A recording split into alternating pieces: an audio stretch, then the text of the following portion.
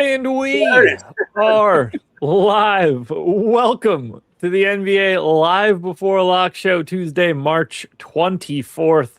The NBA gods have blessed us with a very interesting DFS slate, which will likely show us 3 games that conclude before the 4th one starts. And the premier pay-up option of the day plays in the late game. We'll break it all down over the next hour. So hit the like button, subscribe to the channel, hit the notification bell so you know when everything goes live. Follow us both on Twitter, at Josh Engleman, at Eric Lindquist. What's going on, brother? Moses Moody. My God. I saw one image of it this morning, or probably like 2 hours ago at this point now. I wish I didn't see that.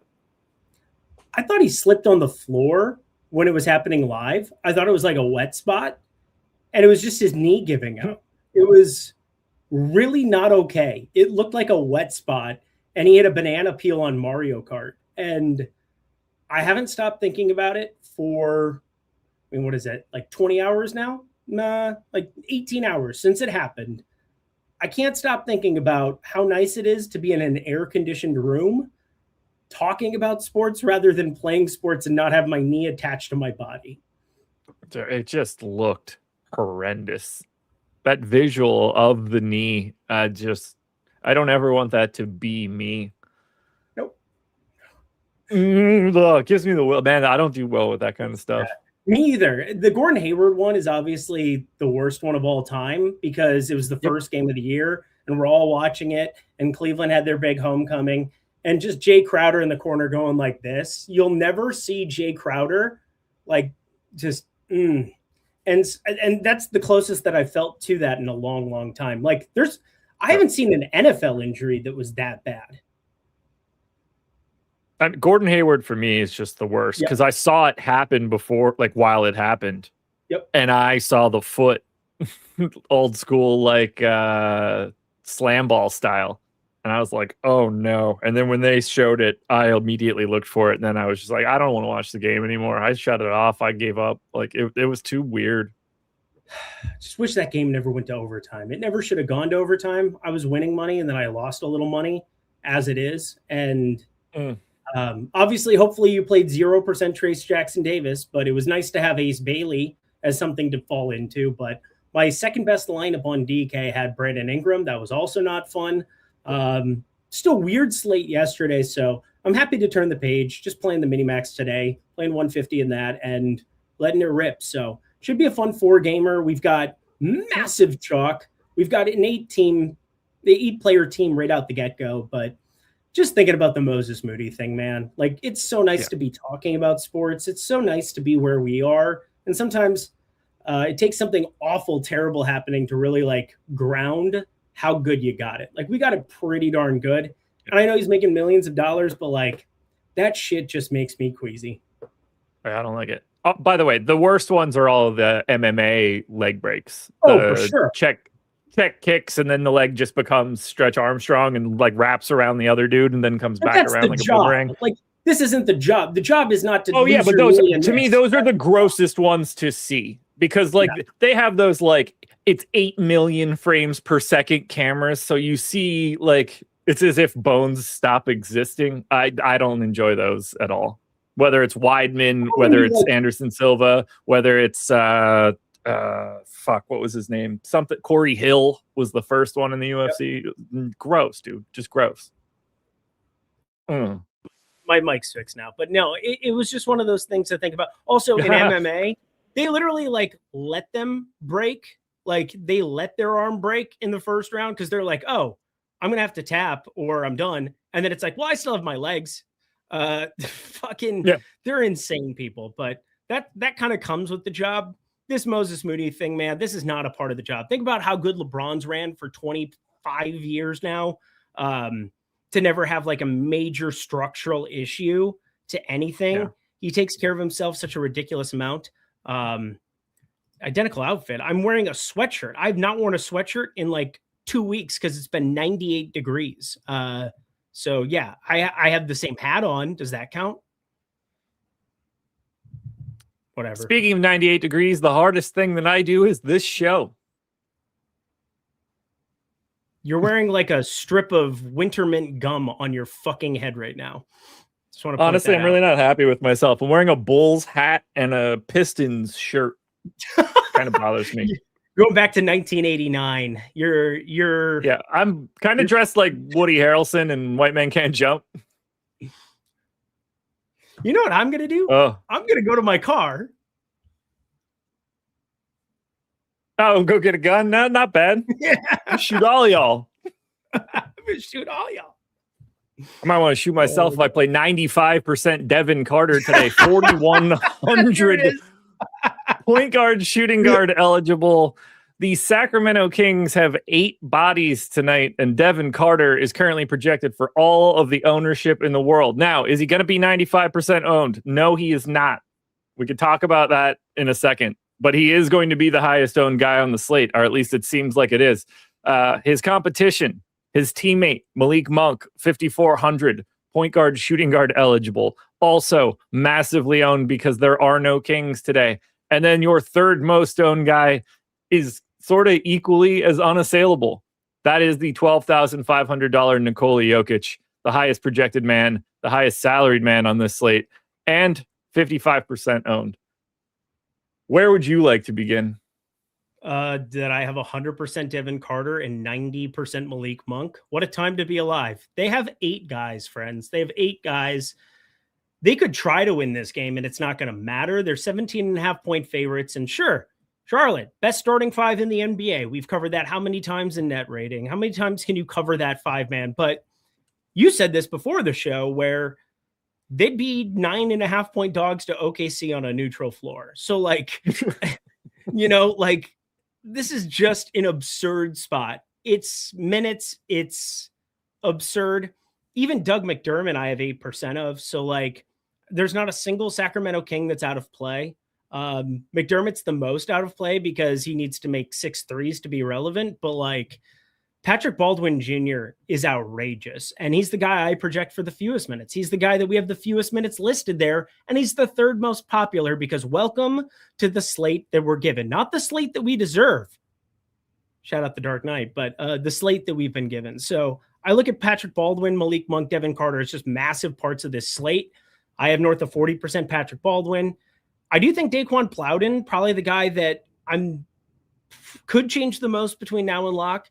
Maxime Reynaud's been on a ridiculous run. I've been betting him nonstop, like for the last 2 months, month and a half, other than one game against New Orleans, where out of the middle of nowhere, they just decided to get away from him, decided to do just a bunch of fuckery and roll out Drew Eubanks. But with him now out for the season, there's not another true center. Dylan Cardwell plays center, but like, cool. It's a ridiculous spot where every single guy is in play, but those 3, Carter, Monk, Baldwin Jr., just live on a different planet. Yep, I agree. Yeah, and there's not too much to add here. Like price, fantastic for Carter. Price and position, fantastic for Baldwin Jr. We all know who Malik Monk is. I don't know, revenge narrative, whatever you want to say here. Like 5,400 where he has carte blanche to run the entire offense, or at least run half of the offense before DeMar DeRozan does the other half. Like there's only so many guys that can do it. This is the freaky part. Like I went through and I looked at a bunch of the assist numbers for Devin Carter, who's at 4.5. He's the high man. And then it just gets to this place where like, there's a lot of ISO ball that's probably going to take place between DeRozan, Monk, Cardwell in the post. Like it's not even shared statistics. It's just guys who are going to run into stats and run it up. And I don't know. I hate everything about that, but like, I do think those 3 just live on an island, Carter, Monk, Baldwin Jr., and the other ones are tournament plays. As I said, I'm over on Doug McDermott. DeMar DeRozan, I'm over on slightly. Maxime Reynaud, I'm about the field 10%. And Daquan Plowden, I currently have 30%, but I doubt I'm going to close at 30%. It just has to do with the small forward eligibility. He's the guy that if you're getting away from Baldwin Jr., where maybe he just plays 16, 17 minutes, I think there's a very large range of outcomes for Patrick Baldwin's minutes.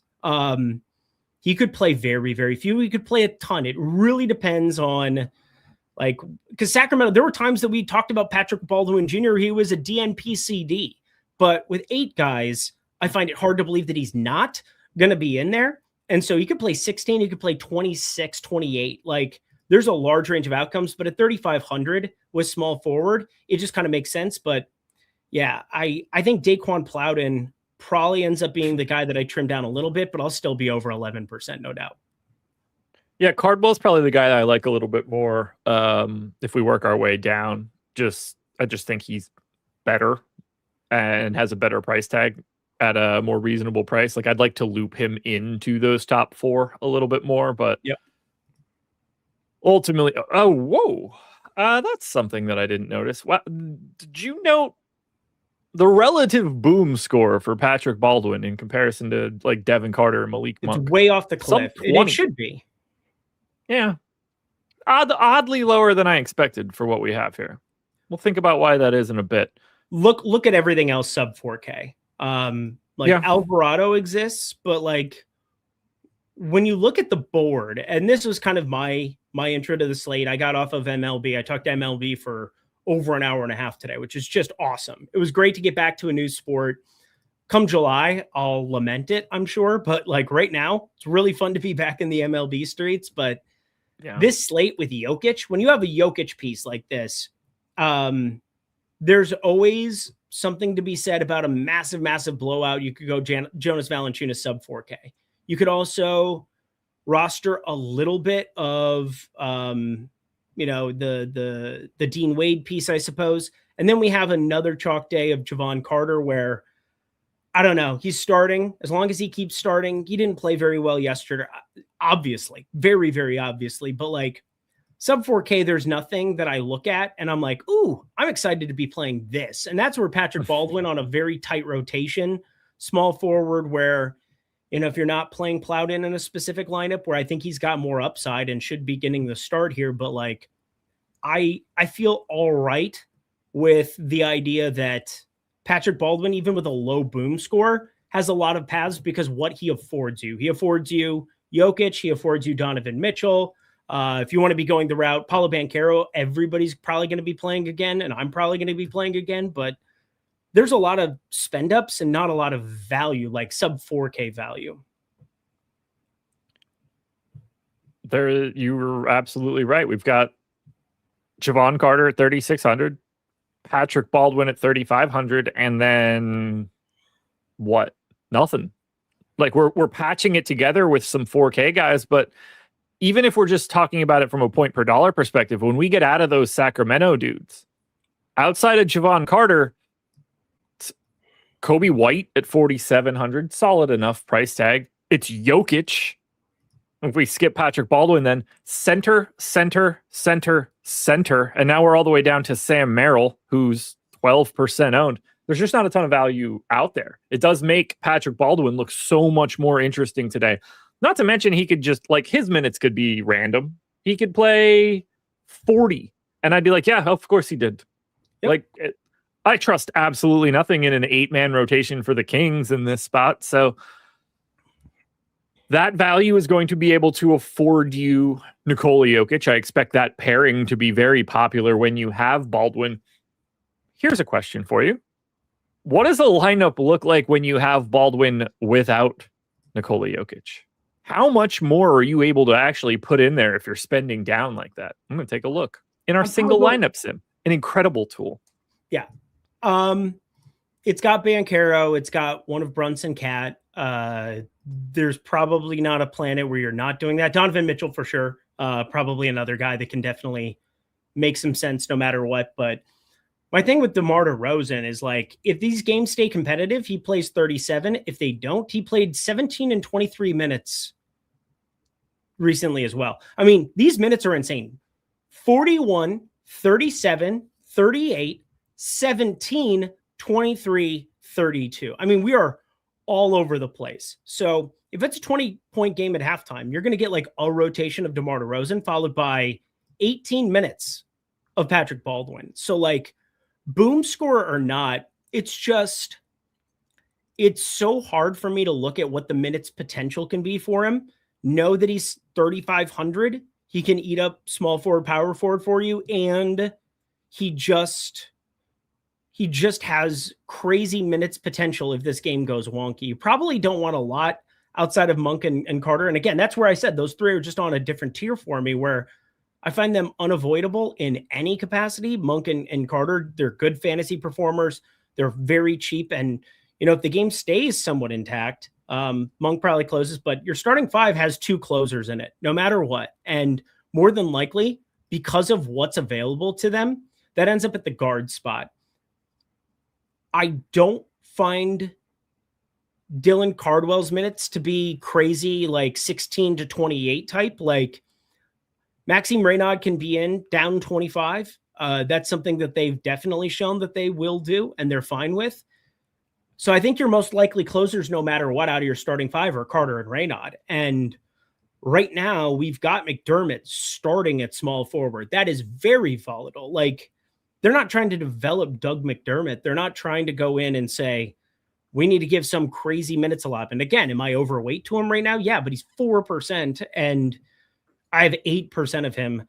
It just becomes Baldwin as like no question in my mind. If you're down 25, like there are a lot of outcomes for, he becomes the most interesting guy to just be overweight to at 30%. You just got like a boatload of Raptors news, which good God, could I not care about at all in this moment. It was just a never-ending supply of it. Boom, boom, boom, boom. The Jakob Poeltl thing is so dumb too, because he hasn't played a back-to-back since he came back from injury, and I was pretty positive he wasn't going to play, and I was able to get on some nice numbers for some of the Toronto guys, especially in the double-double market, like Jamal Shed, Scotty Barnes, got a ton of CLV on some ridiculous numbers there. But there's nothing going on Thursday. There's no planet where I don't think Jakob Poeltl still plays tomorrow. Like, I'd be extremely shocked if Jakob Poeltl didn't play tomorrow. So I don't know what that news is about. And we only have 4 games here, so I'm not terribly concerned about, talking about tomorrow and looking ahead. But we got 12 games on tap for tomorrow. It's going to be an awesome slate. Save some of your funds for tomorrow, I'll say that much. But yeah, it's ridiculous because, like, the Jakob Poeltl thing was never going to happen on a back-to-back. Optimal lineup right now, 275.5. If you want the optimal without Jokic, 269.5. You also shave 47 points of ownership. You're giving up 6 fantasy points. That lineup then does not contain Patrick Baldwin. He's not necessary. When you don't want, like, you don't need him if you don't have Jokic. But when you put him in, you hemorrhage another 1.5. So you're still fine. You're still on that edge. It's not all that bad. So I think what we should do next is talk about what else we pay up for if it's not Jokic. And for the record, it's so easy to just get to Jokic now. It is the late game. Parking your ownership there allows you to do anything if anything weird just happens. But if we don't want to do that, where are we going? We mentioned Banchero before. He is the one guy breaking free of any other pay-ups. 35% owned, 35% optimal. After that, pretty much everybody is either not interesting or the exact same or different flavors of those things. So what do we like? I mean, we definitely like Banchero. Sure. For whatever reason, sub 9K coming off of being more expensive yesterday. You once again have a situation, no Franz Wagner, no Jalen Suggs, those two being kind of the biggest. And you go to any sample size where you remove those two from the equation, life looks really, really good for Paolo Banchero. I talked about it a little bit yesterday when I was breaking down some of his rates. Your prop tool, the prop tool, the NBA rates tool, over at Stochastic in conjunction with the props tool. You look at Paolo Banchero. He takes a hit in usage with them off the floor, which is kind of weird. It doesn't really funnel anywhere else, but like, don't forget you don't have Tyus Jones there, so the assist rate's going to bump up. Don't forget you're also in any kind of a competitive situation. I like the combination of Paolo Banchero and Donovan Mitchell and having a closer game script, having them go back and forth. I really think those are like an interesting pairing to have. And then the Cat and Jalen Brunson thing, like, the Pelicans have been more competitive with DeJounte Murray back in the mix. This line has come from 9.5 to 8.5. It looks pretty decent. And Jalen Brunson, you're going to routinely predict for the most minutes out of anybody there. He's the worst fantasy producer of these spend-ups we're talking about at 1.22, but you play 35 minutes for Jalen Brunson like he's going to in a majority of game scripts.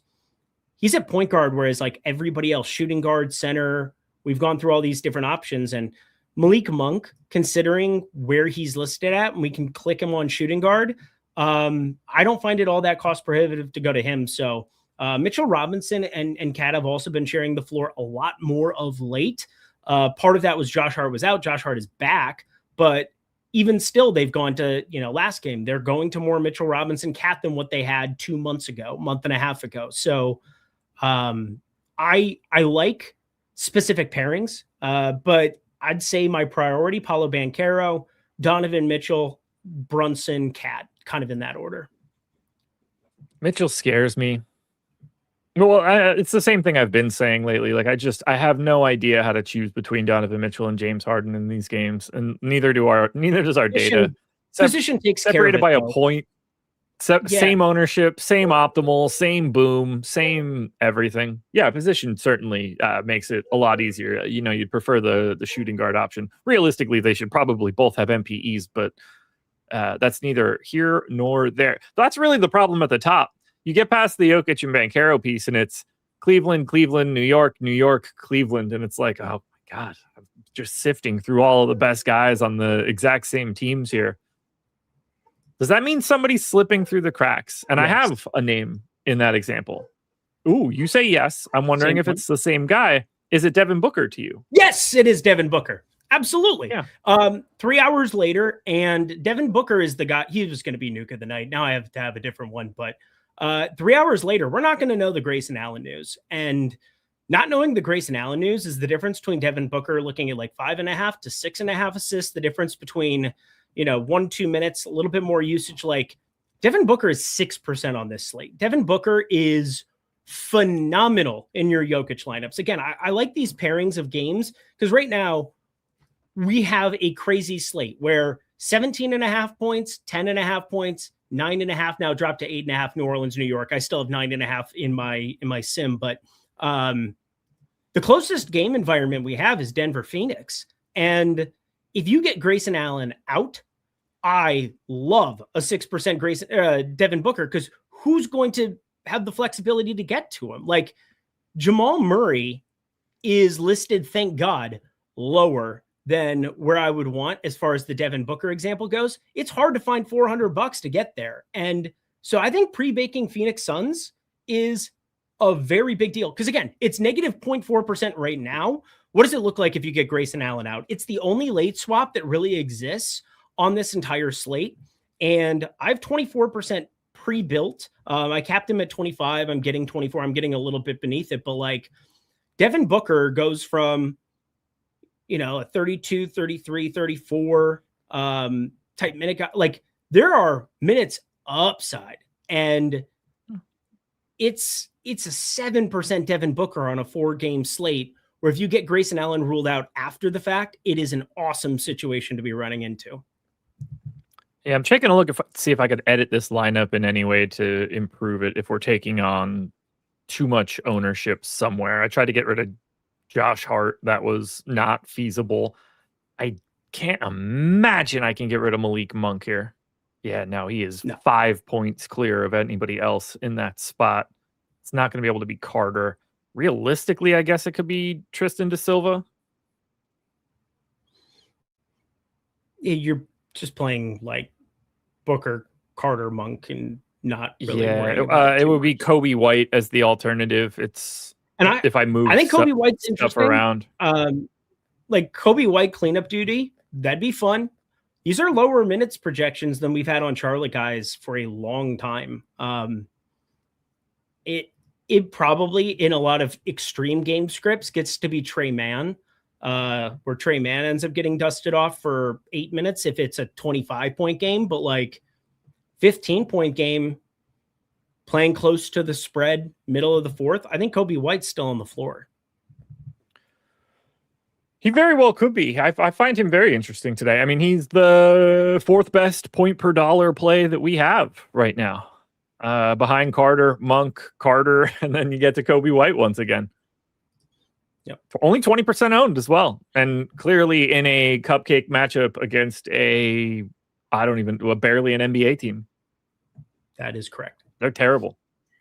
Yeah, I mean, should we have a conversation now about the Hornets, a team that's not really pulling all that much ownership? Sacramento is chalky on the opposite side. These Hornets guys are all priced basically exactly where they should be. They've all been in for a while. They've all been doing their thing. They've all been good. You tell them, Duke. Let's talk Hornets.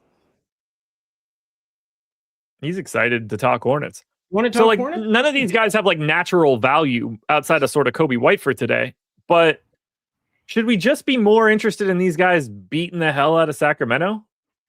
Yeah. This is today's Atlanta Hawks, where one of them can really be a separator.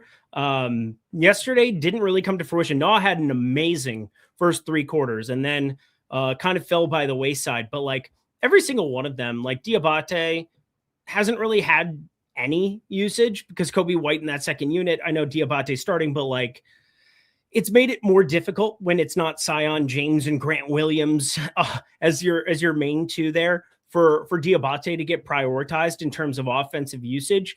I haven't looked at the splits for a week for Diabate with Kobe White, but there's no question some of his double-double numbers have gone up as a result. And I mean, how many times has he scored double figures in the last month? Since the Kobe White trade, I'd be curious how many double-doubles he's actually ran into. He's had 1 last game in the entire month of March. And now you're running into a spot where, Kalkbrenner could potentially be getting some, Kalkbrenner, I think is another interesting sub 4K guy, which is really disgusting. I know it says 2% next to him there, but if you're going to go to a specific build where you're hand building, especially, and you're going Monk Carter still, Patrick Baldwin, his major utility, I think there's a Kalkbrenner, Jokic, whomever, spend up de jour. I think there's something that makes sense there. So Diabate is pulling the most ownership. I'm probably not going to be there just because of what else is available to me at center. Brandon Miller's all right, but I mean, we're going to be punting a lot of small forwards, and LaMelo Ball, probably the guy that I like the most relative to where all the starters are listed at. 8,600's freaky, but it's so easy to get to either Brunson over the field, Booker over the field. We can rotate 30%, 40% of our lineups to all of these guys that are $8,500 to $9,500 point guard, shooting guards, Donovan Mitchell, James Harden, whomever else, wherever your preferred route is. I think Ball is still the most interesting to me, but I wouldn't be shocked to have Concanipple go completely nuts, even though I took under 3.5 threes for him. Wouldn't be shocked to have Brandon Miller be all right, but small forward, there's just a lot else to be excited about. It's basically Kobe White, a little bit of LaMelo Ball, and Ryan Kalkbrenner. What a time to be alive. I've nearly 10% Ryan Kalkbrenner, and a lot of it is just murder occurring. I still think that they'll probably have him out there at center because what is it? Xavier Tillman is their 3rd center where they would really dust him off. But this would be an ideal spot to give Kalkbrenner a little extra run. I think he's very interesting as that guy if you're playing, if you're 150 maxing, the guy you have 10 to 12% of that's expected to be 1 or 2%. Because I think that he could just step into a couple extra minutes here. And when he's out there, I think the second unit situation for Ryan Kalkbrenner today is going to be pretty advantageous for him. The guy that you didn't, not that I don't think you're interested, but what if Concanipple just doesn't understand that he doesn't have to try as hard today against the Kings and he just goes out there and goes crazy because he's moving at a pace that no one else is? 6,700 shooting guard, 6% owned. Why can't he just hang a number on these guys and make every shot? They're going to lose him constantly. He's going to be able to get look after look after look. What if they're just falling? I really find the Charlotte side of this really interesting. Yeah, they're interesting because they're all low owned, but remember Phoenix has a major Q tag. You're neutralizing Gillespie, you're neutralizing the Booker spend up, even a little bit of Jalen Green. I don't hate, even though I don't think he's nearly as interesting to me at 7,800. There's not a lot of other counting stats coming along for the ride. I know he had 7 assists against Toronto, but that is such an outlier for Jalen Green. he basically needs to put 30 raw points up. And there's just so many other spend ups that are easy to get to that I don't find 7,800 to be all that appealing. When you're already getting 2 pieces on the Sacramento side, I do like the idea of like maybe adding a DeRozan or a Raynaud to like a single entry lineup and maybe taking a Concaniple or LaMelo Ball for a ride. Like, you know, Concaniple has been insane this entire season. And as I said, 5-6 threes, as you say, he could also just be the guy that doesn't understand that he doesn't have to go completely nuts here and that he can let Brandon Miller and LaMelo Ball in isolation just do whatever they want. And then they can move along to the next day. But I think the issue I have with Knipple is shooting guard I don't need because I have Malik Monk. And I think it's just so easy to get to the tippy top and just rotate around those guys at the same amount of ownership that I probably don't land on him all that frequently. And Kobe White at 4,700 is just, he fits into those type of, I mean, the game just plays to the median, and we're probably in a really good situation with him relative to Knipple because of how good of a fantasy producer Kobe White is and what that opportunity can be for him, considering they're like 2-3 minutes apart. I'm really interested in Charlotte just as a whole. Something's brewing there for today. I mean, I just advise 2% Kalkbrenner. So like, I mean, it is what it is. Like, it's not that hard, but overall there's nothing sub 4K that looks all that appealing. And if you're going to play Jokic plus these spend ups I'm looking at, you kind of want something to break your way. They might have 120 points in 3 quarters. Oh, for sure. For sure. We're talking like fourth in adjusted offensive rating. We're talking a ridiculous amount of efficiency even with Concaniple. Yeah. Like there's something that's definitely going to probably break the Charlotte way. I just get worried about 3 quarters, 2.5 quarters of Concaniple followed by Kobe White just shutting it down. And again, I know I'm speaking to specific stuff, but like, I think that's kind of the median outcome, right? Like that's the median outcome of a 17.5 point spread is Kobe White comes in at a 12, 15 point game, middle of the third quarter, and Concaniple doesn't see the floor anymore. Yeah. The question is, does that also happen to Kobe White? I said like, maybe it ends up being Trey Mann, but like at least 4,700 gives me some meat on the bone. And I don't say that as an anti-Kobe White thing. I just wonder if he loses a chunk of this too, if it goes the way that it could potentially go. Yeah. Hey, let's also remember the Kings could just fucking win. I hate that they can just win. I hate that that's like an actual thing. They go into LA. They have DeMar DeRozan go completely ballistic and play a bajillion minutes. Again, the range of outcomes for minutes on the Sacramento side is really, really wide.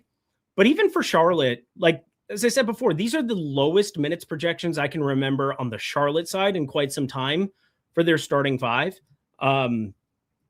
It's a fascinating basketball game. And to have it come right off the bat and get some of that information, not a bad thing. But like, if Grayson Allen gets ruled out, Gillespie's all right at 6,200. Booker becomes awesome. And I think that's kind of what we both identified. But like, I don't know if there's anything else from Phoenix that really gets me going now. Like we've seen Rasheer Fleming walk into more minutes. He played 29 against Toronto and shut it down. So I guess there's that, but I don't really like power forward with him, power forward center. It's just kind of one of those weird spots where, considering that's the game that's expected to be the closest, considering all of the good value that just has to exist on the Sacramento side, being very careful about how you treat Charlotte and being very careful about what else you're trying to make a stand on. I'm just letting you know you're going against the grain, but like there's such access to the tippy top because we've got, 4,100, 5,400 that's just showing 9,500 is going to point guard, shooting guard in the first game in 50+% of lineups. And it should be, for what it's worth. It should be. Trying to look through Phoenix here to find the like Charlotte version of Phoenix. And I think it really is just Booker to me. Same. I can't. I was trying to think through Jordan Goodwin, but like I don't think he falls into much more than this, even if Grayson Allen is out, just because. But like he can.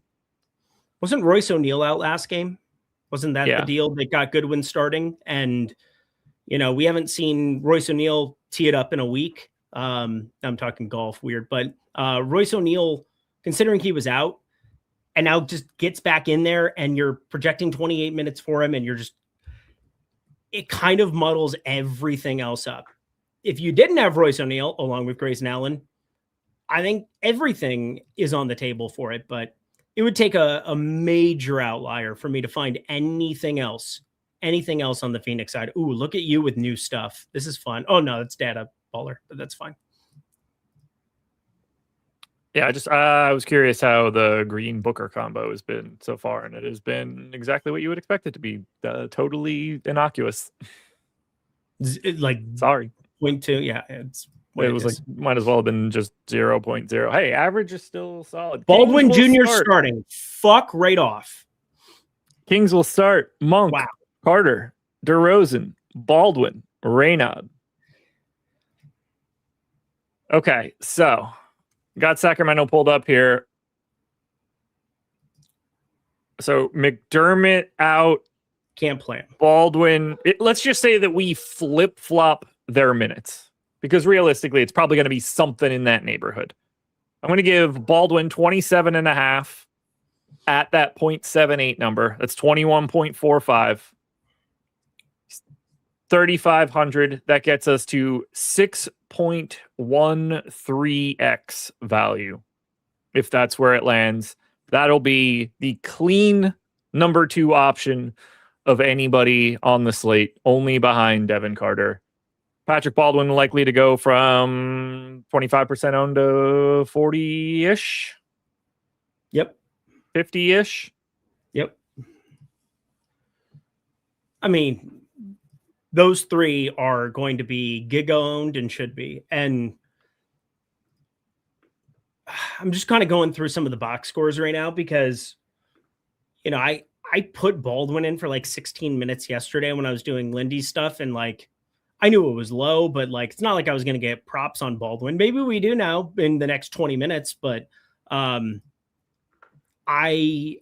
don't know what to say other than he's a 3,500 starting guy on an 8-player team who has blowout run kind of built in already. Now I think your most likely closing scenario, like in a blowout, includes Carter, Baldwin Jr. as the 2 that I would expect, even over Monk. Like, because when you have 8 guys, you're looking at 2 of them closing. I would remove Raynaud. I would remove DeRozan. And I think Monk probably ends up being a guy that doesn't have to close. It honestly doesn't. It makes me take Monk down a little bit, which is a weird thing to say, but like Monk doesn't have to close anymore. And I thought Monk would be very clearly closing if Doug McDermott was on the floor there, like from the get-go. So I'm just kind of thinking through this. I obviously like Baldwin Jr. like everybody else does, even more. He's going to come way up. Devin Carter was never going anywhere. We'll see what happens in our update with Malik Monk, but like, I feel like Malik Monk has some risk to him now in a way that he didn't before. And like Baldwin Jr. knowing that he's in the rotation right from the get-go makes me feel so much better about Baldwin. And, it's going to play around 50% of them already. So God forbid what happens next.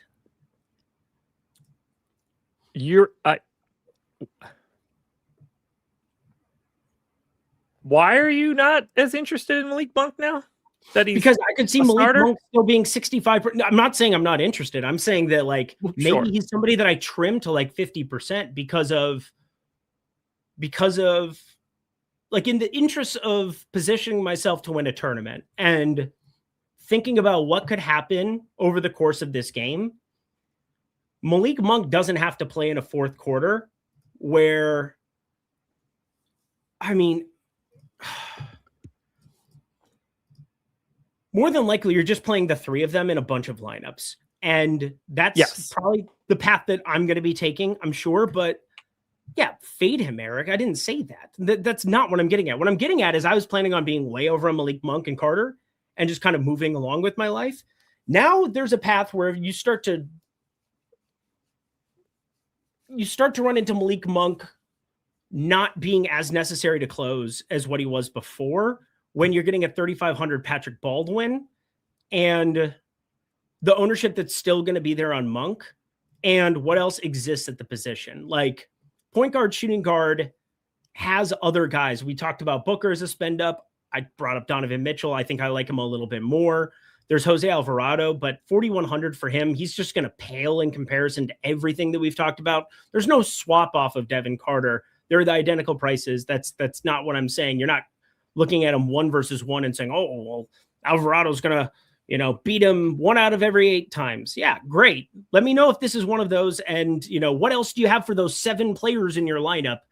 Best of luck to you in DFS for that specific day. I think Bane, still somebody we haven't talked about. I'm going through like shooting guard specifically. Trey Murphy, I think, is a little bit under-owned. I think shooting guard's something where I maybe trim a little bit of Malik Monk to around the 50% number and take some more calculated stands on like 15, 20% guys of 10% and less. Trey Murphy does look kind of interesting. He's a casualty of Devin Carter, I guess. And DeJounte Murray. Oh, yeah, team. Sure. I just mean, like one of the guard spots is just fully 100% of Devin Carter essentially in the data. So like all of these guys are going to look a bit lower than you would expect just because it's like we only have 7 roster spots in the data itself. Yep. We got a projections update. Ownership to come shortly after. Let's get the refresh in. Look at the value. See how I did. Okay, so we took Baldwin to 26.5. A little bit more pessimistic off of what I said, but still 5.87 value. The number 3 point per dollar play on the slate. Malik Monk now sitting in the number 2 spot. Just ever so slightly ahead of him. So we'll get to the ownership in a second. I want to hit Langston's super chat, which is pretty easy to do. 3 Kings on DraftKings, single entry, ? Yeah, probably. Javon Carter again, yes or no? Yeah, probably. Probably. Those are all, 4 of the 8 best plays on the slate. Correct. In some order. And then Raynaud or Bane. That's an interesting question that of 2 dudes that I would never think about together. Not that that's bad or anything, just that's what you get on these like 4-game slates where random dudes are going to be like near each other and playable.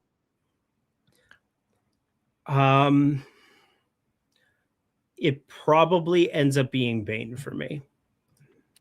Yeah, we've got Bane by 0.9 fantasy points. Bit of optimal. That's a positional thing more than anything else. Boom is essentially the same. But we've got a slight lean towards Bane here. I'm such a Raynaud stan, and I'm so biased towards him from a betting perspective that it's hard to shut my brain off and like just kind of look at it for what it is. But like Raynaud's fine, but this is a very bad spot for Raynaud. Slow pace Charlotte team, Diabate. You brought up the splits for Diabate. The guy's been pretty darn good on the defensive end. And coming off of, he had an awful first half. He salvaged a little bit in the second half for people. 35.5 fantasy points for Desmond Bane yesterday.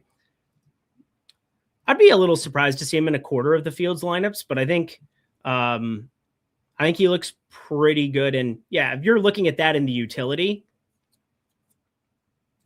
I'm probably going to say Bane just because we've got a little bit better projection on him. And it's weird to talk about ceilings because Raynaud's just shown such a crazy ceiling over the course of the last few months too. But yeah, I feel pretty good about Bane relative to Raynaud today. Weird to say. You were just talking about ceilings. I'm blowing the roof off of this show.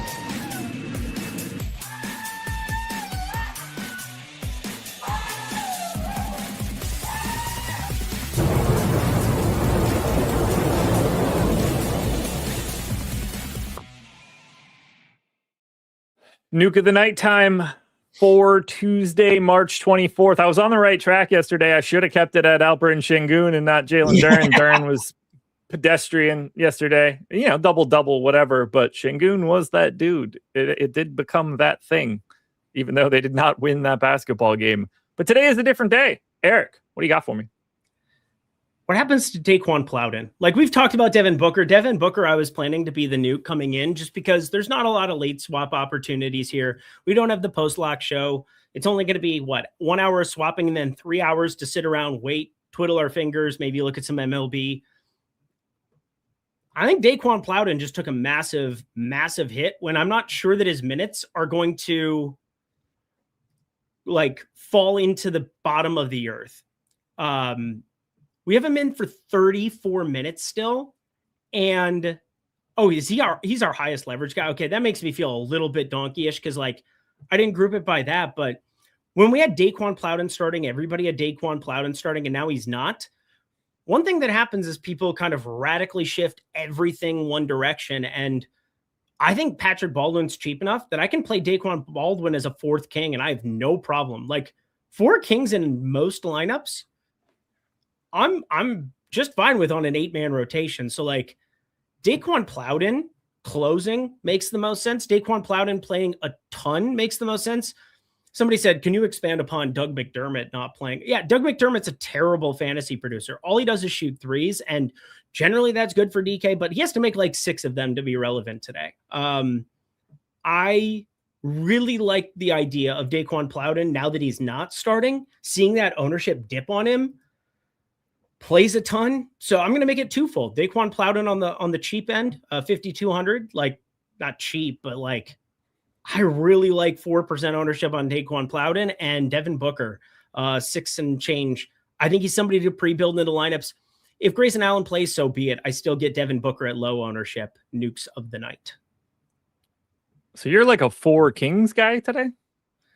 Most are going to be 3, but I think in the interest, I took you as more of a no kings guy. Why are you the way that you are? I don't know, but it really does just come naturally. I don't even have to work hard for it. Being a twat monkey. That's me. Big twat. Also, the hilarity of seeing Herb Jones at center sitting next to Nikola Jokic at center is something special. I like your Daquan Plowden shout.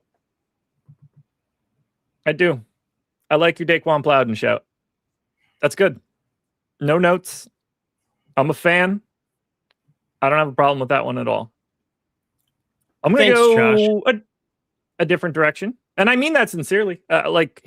Number 1 guy in our leverage right now has not played less than 28 minutes in 8 games, something like that. I expect them to be out there a ton. They only have 8 bodies. Someone's got to do it. I'm going to a team that has absolutely nothing to play before, but is oddly still okay. And we haven't really talked about them at all. You mentioned him, actually, a little bit earlier. He is on our positive leverage list. He is sub 10% owned, slightly north of 10% optimal. He's $7,500 or $7,500 DeJounte Murray against the Knicks. 1.19 fantasy points per minute here, right around 30 minutes. North of 20% boom score at sub 10% ownership. We haven't really mentioned him much. This feels like a pretty nice spot given everything that's going on. I see no reason he can't be an advantageous and different way to build out a lineup today for a guy that's just really not getting talked about. DeJounte Murray, ladies and gentlemen, your nuke of the night. Don't hate it at all. Don't hate it at all. We have so many guards to play today. It is just going to be brutality. Yeah, we really do. It's a never-ending supply. We also have a super chat from Shane Daly. Diabetes and Murphy or Raynaud and Gordon. That is one I actually have to look at. No idea off the top of my head. Yeah, same.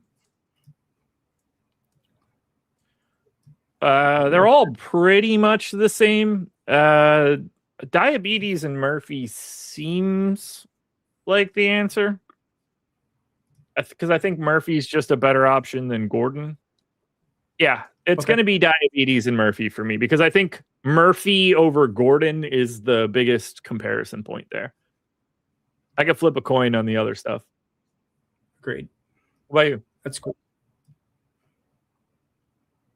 We have 9 minutes to go until lock. Well, technically 8.5. So hit that like button if you haven't done it yet. We are not going to have Greg Ehrenberg tonight. This turd of a slate is not as great for doing these kind of things, but we have a ton of basketball coming up tomorrow. I fully expect to see Greg Ehrenberg for what is a 12-game day of basketball.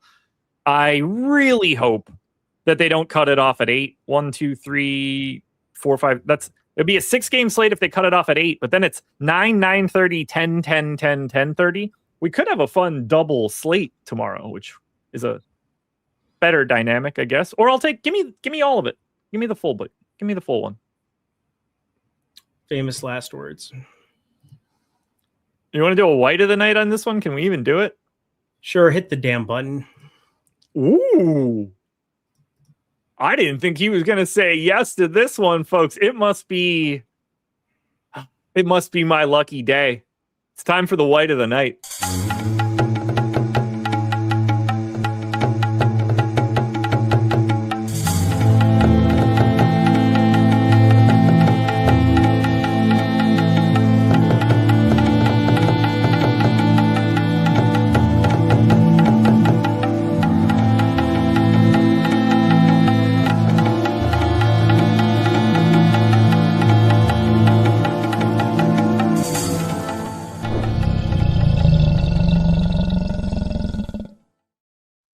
Four-game slate. The options are limited, but a lot of these teams are playing a lot of bad guys. And when bad basketball starts up in the NBA, we start to give ourselves some additional options. Eric, who will be tonight's white of the night? It's got to be Colin Gillespie. Had kind of talked about Devin Booker, but that Toronto Phoenix game went so out of hand. Before that, with Grayson Allen, last 3 games without Grayson Allen, Colin Gillespie's played 33, 34, 37 minutes as a decent fantasy producer. There's a never-ending streak of guards, but I think he's another interesting one as I'm finishing out my lineups, just because that ownership remains so low. And he'd go from 3% to like north of 10 if you remove a usage-filled Grayson Allen here. Now, it's probably really going to work against you and not going to look very good. But the one nice thing is if you play him in utility, as I'm kind of finishing out my lineups and kind of piecing it all together, you can find 200 Aaron Gordon. That's all right. Christian Brown probably don't want to be going that direction. It leaves you a little bit on an island there, but I do think no matter what, that ownership it's so hard for people to build it in after the fact, because this news is just going to come so much later. So I'm kind of making calculated stands on each of these guards. And as I'm kind of finishing out my lineups, 15% Colin Gillespie, white of the night. I like it, man. I like it. And it obviously has the opportunity to look better if another one of our brethren gets chopped off for that late game. But that is not the direction I'm going today. There is an obvious spot here, and it is not Nikola Jokic. Oh, okay. Clearly. Okay. No, he's the honorary king. He's not even really eligible at this point. He's just too good for it. But you know who is eligible for it today? An honorary member. Give me Kobe White, your white of the night for today. 4,700 point guard, shooting guard eligible. Your honorary member of white of the night. Thank you, Kobe. You snuck in there. Everybody loves a good loophole, everybody. And he is the man for today. You're a ridiculous human being. What are you going to do? Absolutely I'll be honest with you. I did some furious Googling of if any of these randos at the bottom were white or not. But it was easier to just go with Kobe White. Jesus Christ. Mantis Toboggan got it. The white delegation selects Kobe White. I love it, brother. I love it. I miss Chappelle Show. So good, dude. So good. That hit me at the perfect time. Were you in you were probably what, junior in high school or something? Sophomore in high school? Yeah, would have been freshman, sophomore year. It was just incredible stuff. So I was coaching 7th grade basketball the first year that it dropped. And all I can remember now from that is the kids on the bus going to games, just doing all the lines from that show while we're on the bus riding the games. And I'm just like, I can't tell these kids not to do it, but they are saying some wild stuff. Yeah, you got to be careful. There's a couple in there that not going to get repeated in public. We got some easy ones, game blouses, but otherwise, whoa. Sam Van Dam, sorry, late in driving. Misi love. Nah, not really. He's not a no, but there are a lot of other centers that I get to before I get to him. That is how I feel. Like a lot of centers. One that's in over half my lineup. So yeah, there's that. FanDuel question here for Pierre. FanDuel 7,600 last man in, small forward only. Bane or someone cheaper? Let's pull up FanDuel here. It's Bane. So that makes it super simple. Yeah, I don't see how it's not 7,600 Bane. It's not. It could. I mean, if you want it to be Brandon, I wouldn't argue with you. Yeah. You said small forward, so not shooting guard, not Jalen Green, where you could potentially try to play for that news, because Jalen Green's more advantageous on FanDuel at his price. Yeah, we've got Bane over Brandon Miller by 0.4. We do have Brandon Miller with a slightly higher boom score, if that is any change to you. He is obviously $200 cheaper. I don't know if that $200 can get you anything. Probably not. 2 for 1 at the liquor store. All right. We have 4 players on this slate that are 50% owned or higher. Devin Carter, Malik Monk, Nikola Jokic, Patrick Baldwin. I think I know what the answer is already, but who's the bust?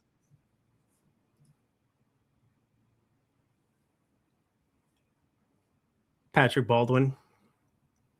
Interesting. Okay.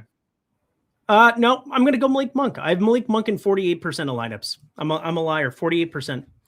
I was waiting for you to get to it. I didn't. I felt like that was super easy. I was surprised you said Baldwin. I have 80% Patrick Baldwin, 99% Devin Carter today in 150. So rip Devin Carter. Congratulations, you're in the Moses Moody Club now, because that can't go well for me. The interesting thing in this slate is that if Jokic isn't the guy, Patrick Baldwin's a lot less likely to be the guy. It's true. And that's a really interesting dynamic for today. How many seconds do I have? 40, which is 2 sexes for me. Good luck getting those lineups in. Folks, hit that like button if you haven't done it. Yeah, we are going to be ending this live before lock show ever so shortly. But I do want to say thank you guys for being here. If you're looking to sign up for the sim tools, projections, ownership, everything we're sharing on the screen during this show, those links are in the description, 15% off. If you're looking for it on the sports betting side, whether it's the props tool, which uses our projections along with the market, kind of meets you. Oh, I'm punching my microphone. It meets you in the middle. I talk with my hands. You can get 15% off that tool as well with a link in the description. Maybe you just want to go straight sports betting and pick them. My computer was switching to night mode. I didn't know if I was going to cut out audio. If you want to go that direction, it's Odds Shopper. Whether it's Portfolio EV, Live Arbs, the best odds screen you're going to find, Parlay Builders, Odds Boost calculators, all that good stuff. Those links are in the description with 15% off. The code is there for you guys. Just sign up and come join us. We're going to have something for you in the sports realm, and I think you're going to enjoy it a lot. Eric, did you get your lineups in? I did. I didn't get as much Daquan Plowden as I wanted to, but I got enough. And Dylan Cardwell, somebody else that right around 30%. So some calculated Sacramento stands when it's all said and done. But yeah, like everybody else, just a ton of Devin Carter, a little bit lower Malik Monk, ended up getting to a decent amount of Josh Hart too, not somebody that we really talked about at any point. But, pretty interchangeable here. I doubt we get any kind of news in this next hour that's really going to shift too much for me, but pre-built some Colin Gillespie, pre-built some Devin Booker. Let's see. Oso Ighodaro, 17% of lineups. Another guy that we didn't talk about. Sadiq Bey, rated the field at 15%. Just kind of identifying guys that we didn't talk about at any point there. But yeah, ended up on 15% Daquan Plowden when it was all said and done. We took another dip on Daquan Plowden right before lock there in our last update. So wanted to kind of account for that. He was sitting like around 1-2%. Yeah, that was wild times. But Dylan Cardwell ended up being the guy that in our last projection run looked pretty darn good. So calculated stand there. Bryce Sensabaugh arrested. Okay, great. That'll be fun tomorrow. Fuck you, Utah. And on that note, folks, that will end live before lock for this lovely Tuesday. I will see you guys tomorrow morning. I won't talk Jaylen Brown tomorrow and ruin the strategy show, but I just might do it on Thursday. I got more details for all the folks that are big time mad. We'll see you later. What'd you do?